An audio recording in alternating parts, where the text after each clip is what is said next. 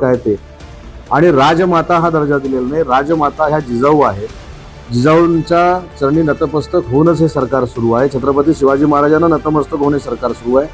जसं आपण राज्यगीत करतो, जसं आपण राज्य फुल करतो, तसं राज्य पशु म्हणून राज्यमाता गोमाता हे सरकारनं देशात पहिल्यांदा आणलेलं आहे. माझं त्यांना आव्हान आहे, गोमातेबद्दल तुमचं मत काय आहे हे त्यांनी उद्याच्या पत्रकार परिषदेमध्ये जाहीर करावं. आज आम्हाला अभिमान आहे. आम्ही कुठच्याही जाती धर्माच्या व्यक्तीला कमी लेखून किंवा जाती धर्मामध्ये तेढ निर्माण व्हावी म्हणून हा घेतलेला निर्णय नाही. जसं राज्यगीत असतं तसं राज्यमाता गोमाता आम्ही निर्णय घेतलेला आहे. गोमातेच्या बाबतीतली त्यांची भूमिका त्यांनी स्पष्ट करावी बाकीच्या चर्चा करण्यापेक्षा. तो की गुहागर मतदारसंघामध्ये माझी सविस्तर माननीय मुख्यमंत्री महोदयांची चर्चा झालेली आहे. याच्या अगोदर तिथं शिवसैनिकच निवडणूक लढवेल, बाकी कोणीही निवडणूक लढवणार नाही. नातेवाईकांच्या निवडणूक लढवण्याचा प्रश्न जो तयार केलेला आहे किंवा तयार झालेला आहे त्याच्याशी शिवसेना पक्ष म्हणून आम्ही सहमत नाही आहोत. परंतु एकच विनंती भाईंना देखील आहे की भाई हे शिवसेनेचे नेते आहेत. भाईंचा गैरसमज झाल्यानंतर ते डायरेक्ट शिंदे साहेबांशी बोलू शकतात.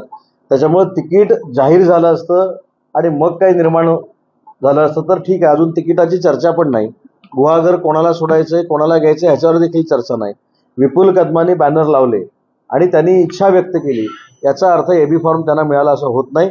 पण मी जबाबदारीनं सांगतो की कुठेही निर्णय नातेवाईकांना द्यायचा हा एकनाथ शिंदे साहेबांनी घेतलेला नाही. हे स्पष्ट साहेबांशी माझ्याशी चर्चा झालेली आहे. खासदार श्रीकांत शिंदे शिंदेसाहेबांची देखील चर्चा झालेली आहे.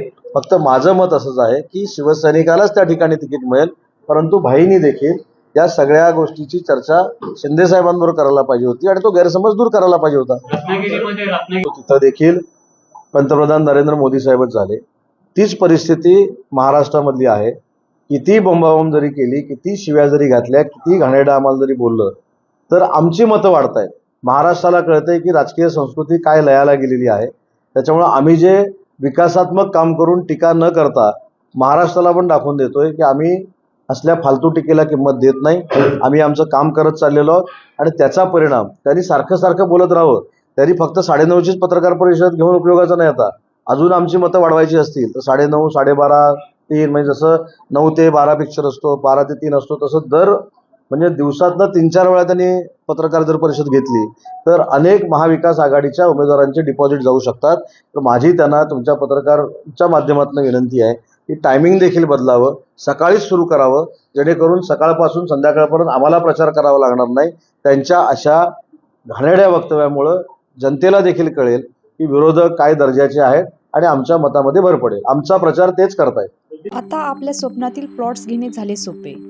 रायकरमाळा धायरी येथे हिरा पार्क येथे 1, 2 आणि 3 गुंठ्यांचे बंगलो प्लॉट्स, सर्व सोयी सुविधायुक्त, रोख खरेदीवर आकर्षक सूट.